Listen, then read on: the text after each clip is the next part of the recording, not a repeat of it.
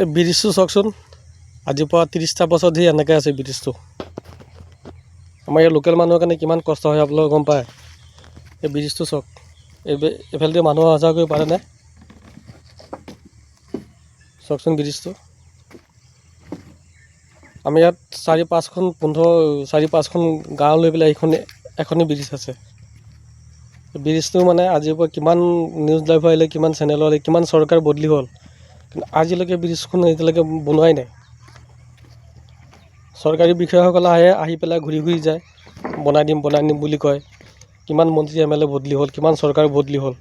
কংগ্ৰেছৰ চৰকাৰটো তেনেকৈ আছিলে, ভাবিছোঁ বিজেপি চৰকাৰখনে ভাল কৰিব।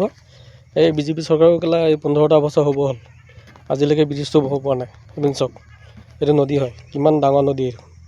তাৰ ওপৰত এইটোতে কাঠৰ ব্ৰিজ। এইটো পকী হ'লে কিমান ধুনীয়া হয়, মানুহ অহা যোৱা কৰিবলৈ কিমান সুবিধা হয়। কিন্তু এনেকুৱা হৈছে ব্ৰিজটো, মানুহক খোজ কাঢ়িবলৈ দিগদাৰ হয়। চাওকচোন, এই ভিডিঅ'টো বহুত ইমানে যাতে শ্বেয়াৰ কৰে যাতে চবেই পাই যায়, যে ডাঙৰ লোকসকলৰ ওচৰত পাই যায় যে ব্ৰিজটো মেৰামতি কৰিব পাৰে। এইপিনে চাওক, এইপিনে ভাঙিয়ে গৈছে। এইটো চাওক কণ্ডিশ্যনটো।